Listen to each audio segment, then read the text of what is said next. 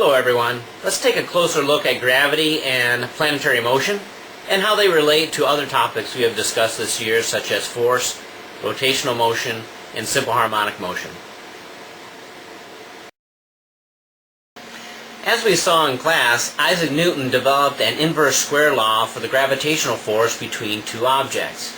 He showed that the gravitational force F sub g is equal to k, a constant, times mass 1 times mass 2 divided by r squared.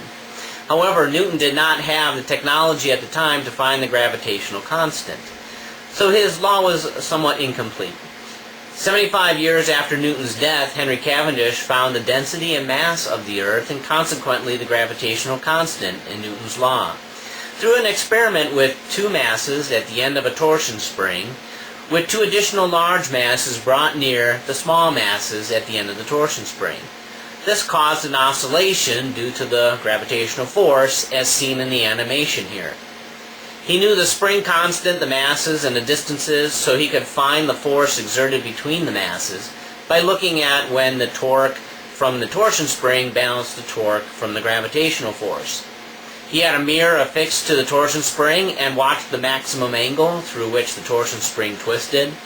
Then, using the expressions for simple harmonic motion and torque, he found the force exerted on that torsion spring. Once he knew how much force was exerted, he then calculated the mass and density of the Earth and consequently the gravitational constant in Newton's gravitational force expression. We now use the complete version of Newton's law of gravity, which works very well when relativistic effects are small. This expression is F sub g is equal to big G, now the gravitational constant, times mass 1 times mass 2 divided by r squared. The gravitational constant today is known as 6.67 times 10 to the minus 11 Newton meter squared per kilogram squared. And r is that distance between the center of masses of the two objects. On this slide, we are looking at the general form of the gravitational potential energy expression. If we take a look at our idea of work and energy, we saw that the change in potential energy is equal to negative work done. And then we can also set up that integral then, negative integral of f dot dx is equal to that negative work done. Working through that, we find the general expression for potential energy is negative g m1 m2 over r.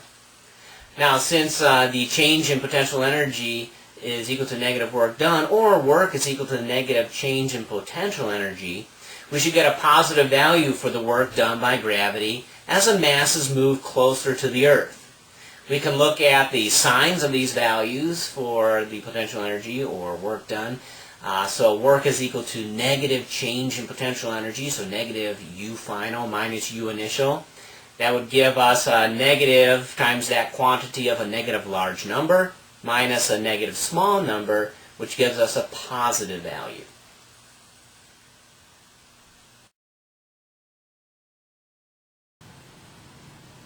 An interesting topic in this unit is escape velocity. This would be the velocity needed to escape, say, Earth's gravitational pull, or maybe the gravitational pull of the moon or asteroids. To escape Earth's gravity, we need to go to a point where the gravitational potential energy is equal to 0. And if you just make it there with this initial velocity, the final velocity is going to be 0, so your kinetic energy at that point is also 0.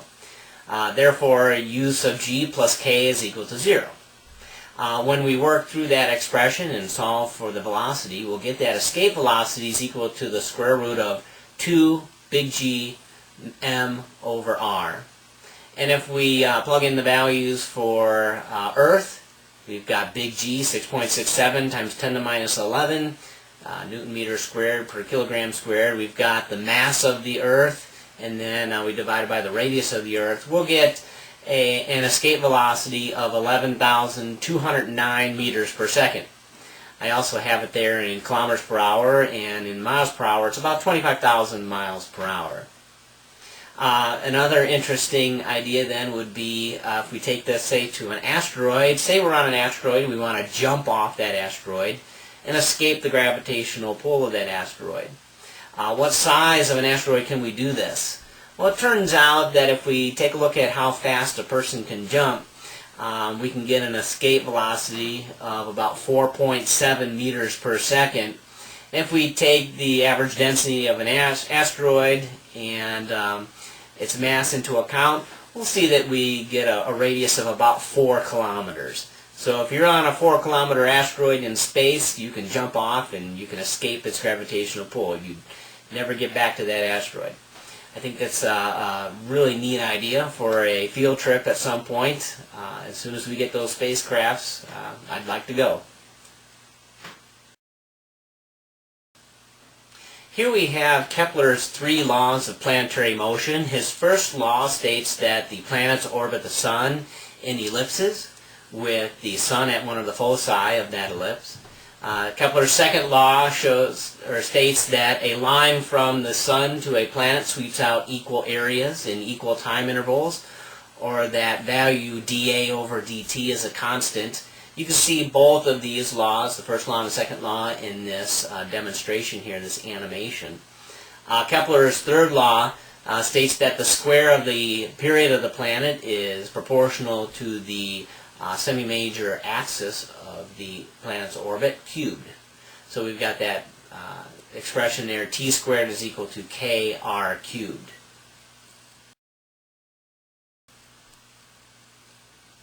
If we take a look at a few of the ideas we've covered through the year, centripetal motion and gravitational forces here, we can set the centripetal force equal to the gravitational force, and we can actually derive Kepler's third law from this.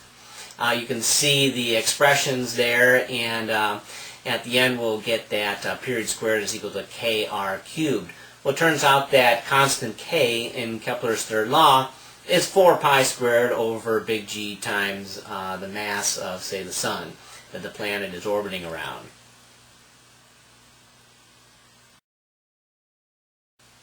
Well, I hope this podcast has helped you review the concepts of gravity and planetary motion. You may view the podcast as many times as you like, and as always, feel free to ask questions in class, and good luck on the test.